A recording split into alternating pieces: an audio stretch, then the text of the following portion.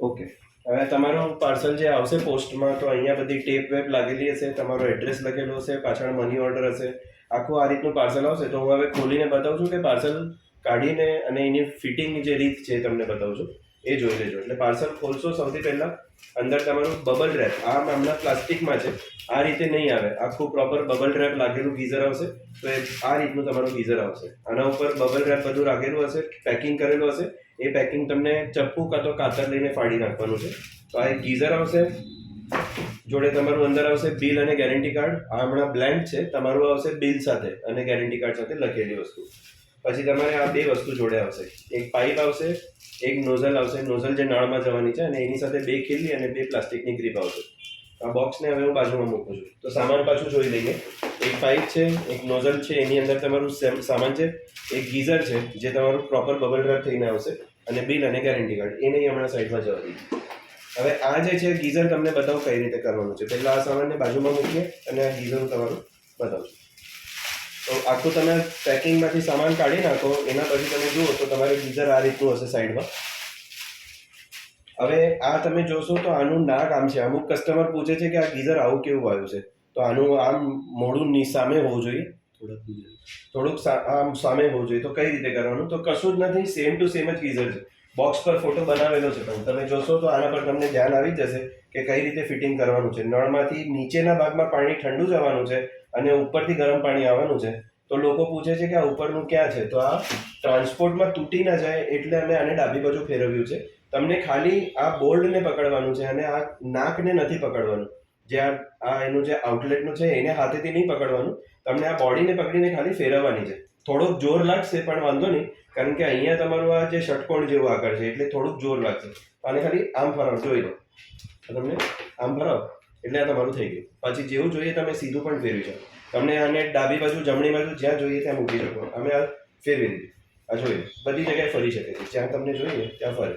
એટલે ખાલી આને પકડવાનું નથી. આઉટલેટના નળને પકડશો તો ત્યાંથી ડેમેજ થશે. આ બોડીને પકડીને તમે જ્યાં જોઈએ ત્યાં એને ફેરવી શકો છો આ રીતે. તો આમે આને સીધું કરી દીધું, બરાબર. હવે સૌથી પહેલાં તમારા બાથરૂમમાં તમને જોઈએ એક નળ જેમાં ઠંડુ પાણી આવતું હોય, અને બે ખીલ્લી જે પહેલામાં આપેલી છે એ બે ખીલ્લીનું આનું માપ લઈ લેવાનું છે તમને. આ જે બે છે આનું માપ તમે લઈ લો અને સીધું એને બે ખીલ્લી પર એડજસ્ટ કરી દો. તો હવે પહેલાં હું એવું સમજો કે આ ખીલ્લી મેં મારી દીધી, એના પર પહેલાં હું આ મૂકી દઉં છું. આ તમારી વાયર છે, આ તમારી એમસીબી છે. એમસીબીને પહેલાં નીચે રાખવાની છે, ઓન કરવાની નથી. પહેલાં ગીઝરને લટકાવી દઉં. હવે આ આપણું ગીઝર લટકી ગયું, બરાબર. પહેલા વાયર નાખવાની નથી. આ ખાસ ધ્યાન રાખજો. ફિટિંગમાં ખાસ ધ્યાન રાખવાનું છે કે પહેલા વાયર નાખીને ચાલુ કરવાનું નથી. પહેલા હવે તમારી જે ટોટી છે એના અંદર જ સમજાવું છું તમને. તો હવે તમારી આ ટોટી થઈ, જે ટોટી આવી છે જોડે તમારી આ નોઝલ આવેલી છે. તો આ નોઝલનો એક છેડો, આ તમારે બે વસ્તુ આવેલી હતી બોક્સમાં, આનો એક છેડો તમે નાખ્યો ટોટીમાં.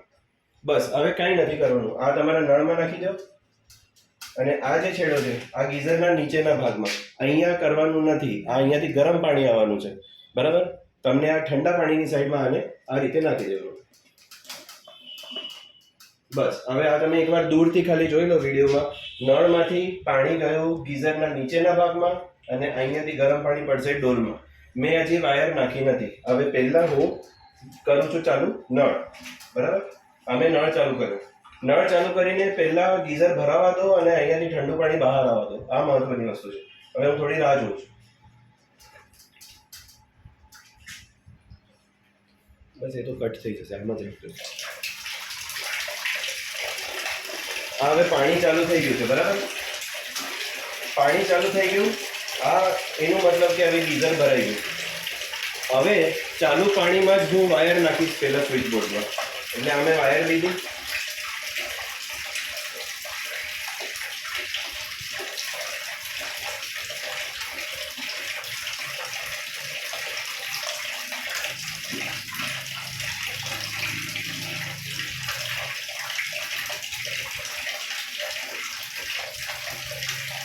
હવે પાણી ચાલુ થઈ ગયું છે. પાણી ચાલુ થયા પછી તમે વાયર છે અને સ્વિચ બોર્ડમાં નાખો, બરાબર.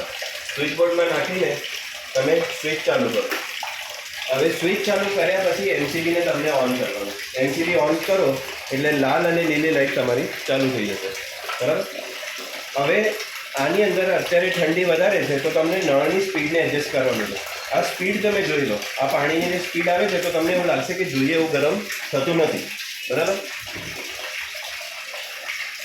જોઈએ એવું ગરમ થતું નથી તો તમને સ્પીડને એડજસ્ટ કરવાની છે. હવે આ તમે નજીકથી એકવાર બતાવજો, નજીકથી જો તો આ સ્પીડ વધારે છે. હું આને હવે એકદમ એડજસ્ટ કરું તો આટલી પણ નથી રાખવાની, કારણ કે આટલી રાખશો તો પાણી વધારે ગરમ થઈને. અને ચેક કેવી રીતે કરવાનું, તો ઊંધો હાથ મૂકીને ચેક કરો, થોડુંક દૂરથી. હવે આમ હાથ મૂકો ને તો લોકો મને આમ કરી બતાવે છે. હું હમણાં આમાં હાથ નથી મૂકી શકતો, બહુ વધારે ગરમ થઈ રહ્યું છે. તો તમને આને સ્પીડ વધારે રાખો અને આમ હાથ નથી મૂકવાનો, કારણ કે આ હાથમાં તમને ખ્યાલ નહીં આવે. તમને જે પાણી લેવાનું છે આ ચામડી પર લઈને જવાનું છે.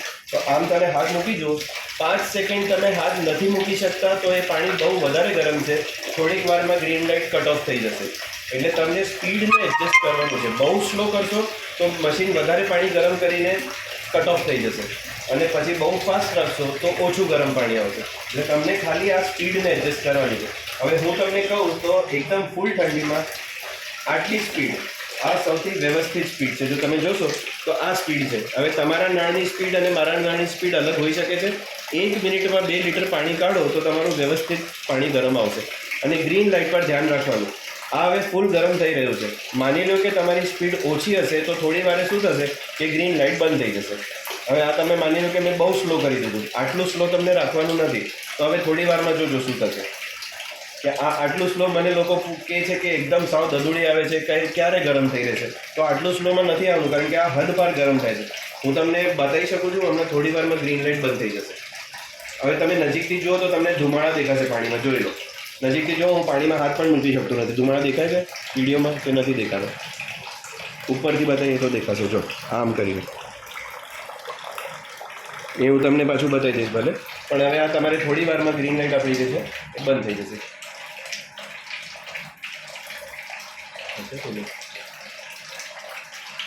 એટલે આટલું તમે સ્લો રાખશો તો મશીન જાતે કટ ઓફ થઈ જશે. સ્પીડ વધારે કરવી જ પડશે તમને થોડી વારમાં.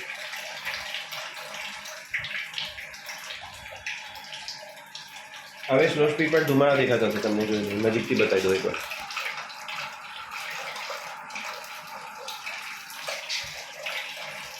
આ ગ્રીન લાઇટ બંધ થઈ ગઈ એટલે પાણીનો ફોર્સ ઓછો રહેશે. તો આ રીતે તમારું મશીન કટ ઓફ થઈ જશે. હવે પાછું તમારું અંદર ગરમ પાણી વધારે થઈ ગયું એટલે મશીનની ગ્રીન લાઇટ બંધ થઈ ગઈ. તો આટલી સ્પીડથી તમને ખ્યાલ, આ મશીન તમને બતાવે છે કે ભાઈ આ હવે સેફ નથી, આ સુરક્ષિત નથી, વધારે ગરમ થઈ રહ્યું છે. તો અંદરનું ગરમ પાણી જ્યારે પાછું બહાર નીકળીને ઠંડુ પાણી મળે તો પાછું તમારું મશીન જાતે ચાલુ થઈ જશે. એટલે હવે મને ખબર પડી કે ગ્રીન લાઇટ બંધ થઈ ગઈ તો સ્પીડ ઓછી પડે છે. હવે મેં સ્પીડ વધારી દીધી થોડી. તો હવે જો આ પાણી આવ્યું, આટલું ઠંડુ પાણી તમારું આ ગરમ પાણી પતે અને જેમ જ એને ઠંડુ મળવા લાગશે તો મશીન પાછું ચાલુ થઈ જશે. આ સિસ્ટમ તમને સમજવાની છે. બસ પાણીની સ્પીડ બહુ ઓછી નહીં, બહુ ફાસ્ટ નહીં, આ મશીન ચાલુ થઈ ગયું તમારું, બરાબર? એટલે આ સ્પીડ તમને સમજવાની છે. એ ઠંડી વધારે હોય તો આના કરતાં થોડુંક સ્લો રાખવું પડશે, ઓછી હોય તો તમે એડજસ્ટ કરી શકો છો. પણ બધો કંટ્રોલ તમારા નળ પર છે. જેટલી સ્પીડ અને જેવી સ્પીડ રાખશો એનાથી તમને ખ્યાલ આવી જશે. અને ગ્રીન લાઇટ પર ધ્યાન રાખવાનું. એક ડોલ ભરવામાં જો ઘડી ગ્રીન લાઇટ બંધ થાય છે એનું મતલબ કે તમારી સ્પીડ ઓછી પડે છે, બરાબર?